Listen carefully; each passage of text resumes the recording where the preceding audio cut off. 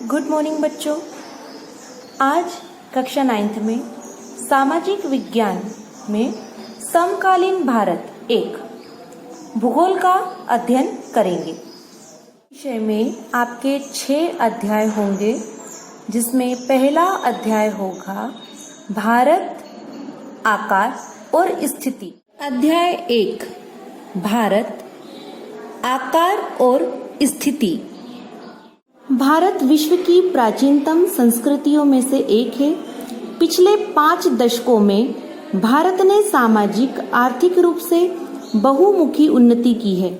कृषि उद्योग, तकनीकी और सर्वांगीण आर्थिक विकास में अद्भुत प्रगति हुई है।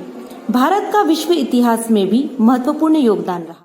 भारत विश्व की संसार की सबसे पुरानी संस्कृतियों में से एक है और भारत ने 5 दशकों में बहुत उन्नति भी की है, चाहे वो सामाजिक रूप से हो, आर्थिक रूप से हो, कृषि हो, उद्योग हो, तकनीकी हो, सभी दूर से यानी कि सर्वांगीण रूप से उसने बहुत प्रगति की है और इसीलिए भारत का इतिहास जो है वो विश्व में महत्वपूर्ण योगदान भी रखता है।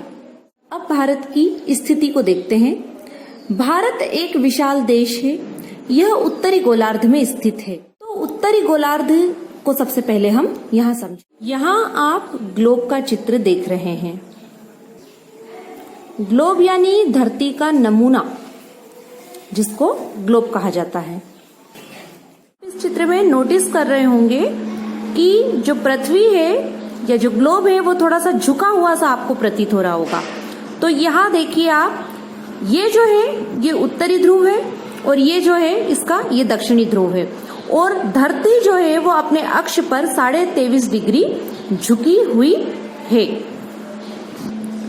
इसी ग्लोब में आपको ये गुलाबी या पिंक कलर की एक लाइन दिख रही है जो पूरी धरती को या ग्लोब को 2 बराबर हिस्सों में बांट देती है और ये जो रेखा है ये भूमध्य रेखा या विषुवतीय रेखा कहलाती है। तो ये तो अभी आपने ग्लोब पर समझा, तो आओ इसको समझते हैं। ये है ग्लोब और जो ये बीचों बीच से एक रेखा जो निकल रही है इसको भूमध्य रेखा कहते हैं, जो पृथ्वी को 2 बराबर हिस्सों में बांटती है। ऊपर का हिस्सा, क्योंकि किसी भी नक्शे में हमने पढ़ा है कि नक्शे में चाहे ग्लोब में जो ऊपर की दिशा होती है वो कौन सी होती है? उत्तरी दिशा, और नीचे वाला जो हिस्सा रहता है वो दक्षिण। तो ये जो रेखा है ये 2 बराबर भागों में इसने इसको बांट दिया है और ऊपर का ये कहलाएगा उत्तर और ये कहलाएगा दक्षिण। अब गोलार्ध, गोला और अर्ध यानी आधा गोला, तो ये पूरे गोले को 2 बराबर भागों में बांटा गया है। इसलिए इस रेखा के ऊपर वाला आधा हिस्सा कहलाएगा उत्तरी गोलार्ध और रेखा के या भूमध्य रेखा के नीचे वाला हिस्सा कहलाएगा दक्षिणी गोलार्ध। तो इस प्रकार से पूरे विश्व में हमारा भारत जो है वो उत्तरी गोलार्ध में स्थित है। यहाँ आप ग्लोब में भी इसको समझ सकते हैं। देखिए ये विषुवत रेखा जा रही है या भूमध्य रेखा जा रही है और जो ये ऊपर का इस रेखा के ऊपर वाला हिस्सा पूरा जो है ये उत्तरी गोलार्ध और ये नीचे वाला जो हिस्सा है ये दक्षिणी गोलार्ध है। और ये देखिए उत्तरी गोलार्ध में आपको भारत नजर आएगा। तो इस तरह से जो अभी आपने ये आड़ी रेखा समझी, इसको भूमध्य रेखा या विषुवतीय रेखा या 0 डिग्री अक्षांश रेखा भी कहते हैं। जैसा कि अभी हमने ग्लोब पर आड़ी रेखा को देखा, भूमध्य रेखा को, वैसे ही ग्लोब पर एक खड़ी रेखा भी होती है जो ग्लोब को खड़े भाग में बीचों बीच से काटती है 2 बराबर भागों में। तो यहाँ दिशाएं बताई गई है, उत्तर, दक्षिण, पूरब और पश्चिम। तो जो ये खड़ी रेखा है इसने भी 2 बराबर भागों में ग्लोब को बांटा है और इस प्रकार से आधा आधा बंटने पर पश्चिम की ओर कहलाएगा पश्चिमी गोलार्ध और पूर्व दिशा की ओर वाला भाग कहलाएगा पूर्वी गोलार्ध। और ये खड़ी रेखा कहलाती है देशांतर या 0 डिग्री प्रधान मध्याह्न रेखा। इस प्रकार से आपने ग्लोब पर चारों गोलार्ध, उत्तरी गोलार्ध, दक्षिणी गोलार्ध, पूर्वी गोलार्ध और पश्चिमी गोलार्ध को समझा। आगे देखते हैं। इसका मुख्य भाग 8°4' उत्तर से 37°6' उत्तरी अक्षांश तथा 68°7' पूरब से 97°25' पूरब देशांतर तक है। फिर कर्क रेखा 37°30' उत्तर में देश को लगभग 2 बराबर भागों में बांटती है। मुख्य भूभाग के दक्षिण पूर्व में अंडमान और निकोबार द्वीप समूह स्थित है, जो बंगाल की खाड़ी में है, तथा दक्षिण पश्चिम में लक्षद्वीप समूह अरब सागर में स्थित है। अपनी एटलस की सहायता से इन द्वीप समूहों का विस्तार किया। जो चित्र आप देख रहे हैं वो ग्लोब का है। जब ग्लोब को पूरी तरह से खोल दिया जाता है या फैला दिया जाता है तो वो इस प्रकार से दिखता है। और ग्लोब पर 7 महाद्वीप की स्थिति भी आपको दिख रही है। और यहाँ जो आप एशिया देख रहे हैं, एशिया में भारत देश की स्थिति को देखिए।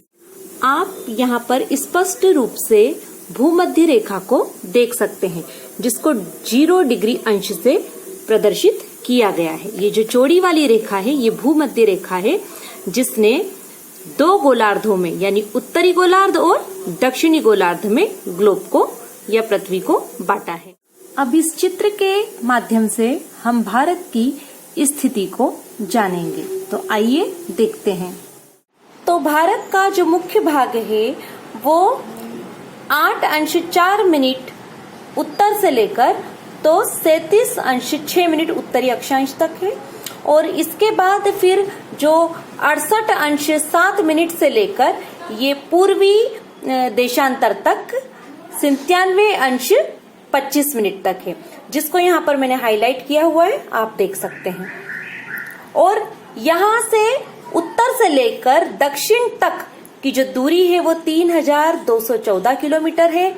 इसी के साथ जो गुजरात है, गुजरात से लेकर अरुणाचल प्रदेश, जो कि गुजरात है वो पश्चिम में है और जो अरुणाचल प्रदेश है वो पूरब में है। तो यहाँ पश्चिम से लेकर पूर्वी तक की जो दूरी है वो 2933 किलोमीटर है। यहाँ पश्चिम और दक्षिण यानी दक्षिण और पश्चिम में अरब सागर स्थित है और अरब सागर में लक्षद्वीप समूह है। इसके बाद ये पूर्व है और ये दक्षिण है। तो यहाँ दक्षिण पूर्व हिस्से में बंगाल की खाड़ी स्थित है और बंगाल की खाड़ी में अंडमान और निकोबार द्वीप समूह स्थित है। ये आप देख सकते हैं, ये जो छोटे छोटे आपको द्वीप दिख रहे हैं, ये द्वीपों का जो समूह है वो अंडमान और निकोबार द्वीप समूह है और ये द्वीपों का जो समूह है वो लक्षद्वीप कहलाता है। यहाँ आप इस चित्र के द्वारा कर्क रेखा को समझेंगे।